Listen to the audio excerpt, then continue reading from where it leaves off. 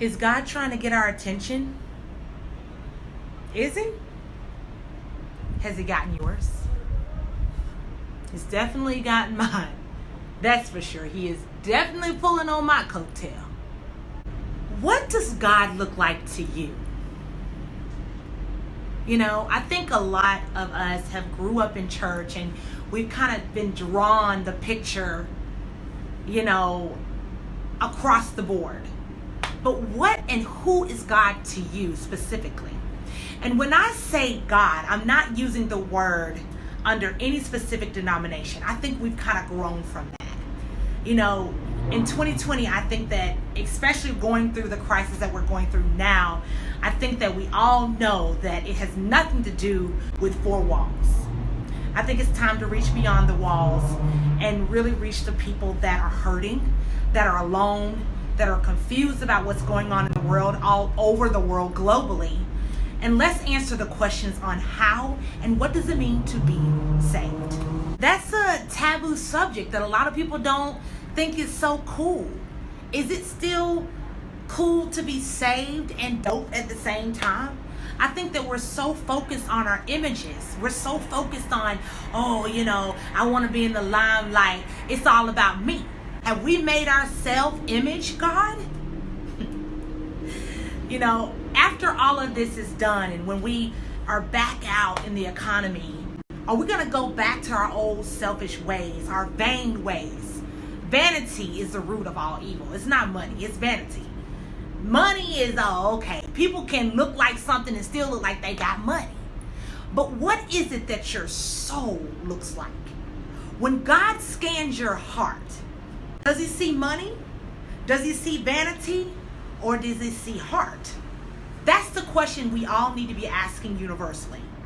I know you're like, Angel, who are you to tell us about God? Girl, you've been hanging from chandeliers for a long time. You're right, I have. I've made so many mistakes. I've made thousands of mistakes. And guess what? I still cuss here and there. And I don't, you know, I ain't got no shame in my game. God doesn't want perfection. He wants a perfected heart. Does that make sense? I think that a lot of us are so hard on ourselves. Like, you know, I gotta be this. I gotta know everything. I gotta know the Bible word for word. And guess what? I'm learning right now. It took me a long time to build a relationship with Christ. It took me a long time to even say that word Christ because I didn't really buy it at first. I'm like, you're telling me that Jesus is the only way? Now, did I always believe in Christ? Yeah. I knew the guy was dope. I knew that he was a loving person. We have a lot of questions about who God is. Everybody sees God in a different way. To me, God is energy. That's all he is. And I look at God as a divine energy that has always been there to protect me. No matter what I was going through, no matter what I was doing, I always felt like there was some kind of innate power on the inside of me. And I just knew that I wasn't here alone. You know what I mean? But it was really hard for me to capture religion as Christianity goes. And I think a lot of us have questions about what Christianity means to them individually. And again, I don't believe in Christianity. I don't believe in religion. I believe in the power, the being, the divine energy behind who Jesus was. The man was a really good person. He was a loving person, a kind person. I think some of us are sitting home in isolation and we're questioning who God is in our life. And should we even have him in our hearts? And if he's not tickling you, or if he's not nudging you or poking you, then you're just not sitting still long enough. But if you sit still long enough, you will hear God. I'm telling you, I'll guarantee you. But I think that a lot of us are sitting around and we're feeling guilty. We're holding a lot of guilt because we're like, you know what? I'm not worthy. I haven't been in church. I have never been to church. I don't even believe in Christianity. I don't believe in that. I don't believe in that. But the thing is, we have all these questions about what it means to be saved.